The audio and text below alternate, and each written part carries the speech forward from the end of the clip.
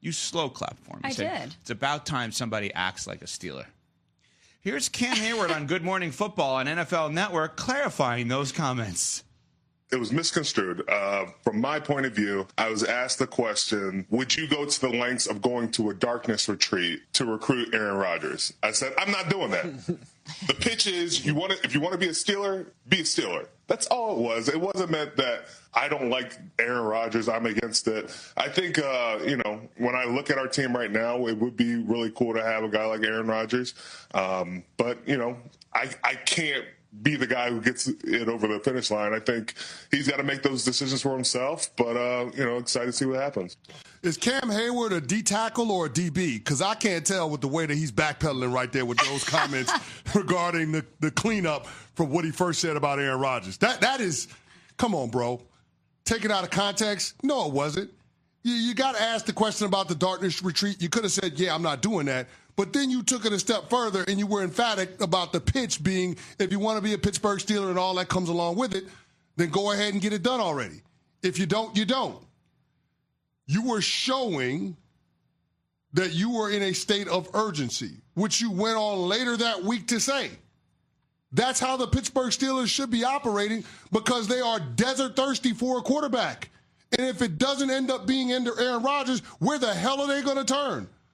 The next place that they got to look is the NFL draft, where they're going to have a chance to get the third best quarterback at best in a 2-quarterback draft. So, bro, you don't have to clean that up. It is what it is. Aaron Rodgers is doing you all a disservice by dragging this thing out. And, oh, by the way, you guys are still an option for him, even though you have made him a priority. Mm-hmm. That is an embarrassment for the Pittsburgh Steelers. And what Cam Heyward did yesterday, I got to say, man, a little bit of soft. For a guy that's a man's man and a pro's pro, a little bit soft from Cam Heyward yesterday. And from you, Smalls, I can't tell. Is that sunny side up, scrambled, eggs bedded? What, the egg on your face? I can't tell. Wow. You have a little egg on your face. You were and by the way, so do I. But we played your audio. You were congratulating this guy for standing up and saying, no. You realize that logo? You realize that the steel curtain all these years? Mm-hmm. You realize Mike Tomlin? You're either with us or you're against us. And then there was that? Yeah, that's the ethos of the Pittsburgh Steelers, right? That this is one of the best organizations in all of sports. You know what you're going to get. It's an honor to play here, or it should be an honor to play there. That's the way we view it.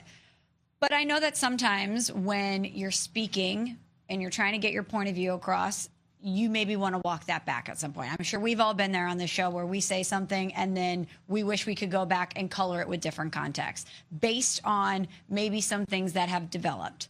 And if you are saying something about somebody that's potentially going to be your teammate, and you said they're desert thirsty. Desert thirsty. Sahara. Why do you Mojave.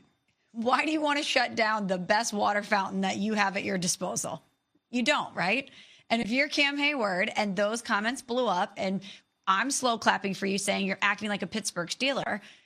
And now you realize that maybe this person could be your teammate and you also don't want to potentially alienate or skew that water fountain from being something that could quench your thirst. I understand. But Smalls, you knew he could have been your teammate when you initially made the comments. What's changed since then? The only thing to happen is Russell Wilson signed with the New York Giants and took one option off the table for the Pittsburgh Steelers. But it felt like the Steelers took that option off the table a long time ago. So I don't know what's changed to make Cam Heyward do the walk back this past week. I don't get it. I don't understand it. So there is an update, a newsworthy update from yesterday. Adam Schefter, ESPN Senior NFL Insider, Adam Schefter podcast, of course, every Tuesday, 8 a.m. Eastern with us. If you missed him this week, go back and listen on the podcast. Was on Get Up yesterday and gave this explanation as to what's going on with the Steelers and Rodgers.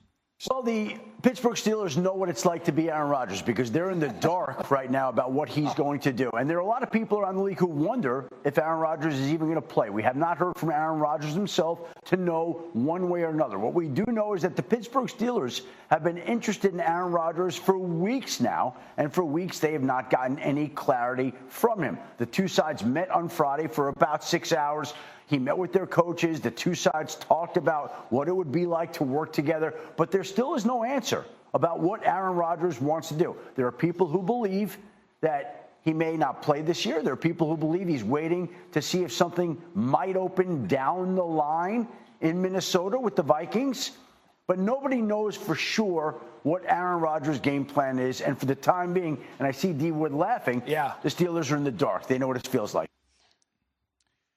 This is another referendum on the Steelers franchise right now. We keep coming back to this place with every day of new news, right? Even through all the Sweet 16 stuff and opening day and the crazy ending to the Bulls and the Lakers game last night. As we've talked about this, there's seemingly always new pieces of information that make us sit back and wonder, what's going on with this proud franchise that we all think, hey, everyone around the league should try to emulate what the Steelers have had over the last 40, 50 years, and especially with Mike Tomlin now and Roethlisberger and obviously Steel Curtin in the 70s and Nolan.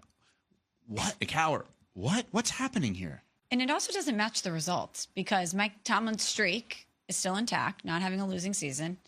Yes, the season ended in an unfavorable fashion for them with that skid, and then That's putting it kindly. It is. They made the playoffs, but were one and done for the 5th consecutive season.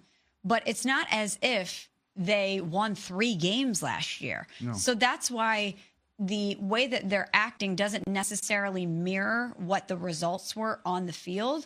But that's the state of the franchise right now when it comes to the quarterback position. And I will keep coming back to the same thing that I've been saying about this team. Mike Tomlin is too good for them to get really bad in order to get really good. He always has them overachieving. He always masks the quarterback play.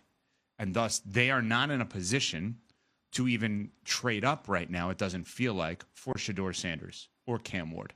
Like, they're too far away from that because he's too good. If they theoretically had a bad coach, like, now's the time to have a bad coach. Get Arch Manning next year, right? Get close to the top of the draft. Put yourself in a position where you can fix this thing. Franchises are fixed three ways. Owner, coach, quarterback.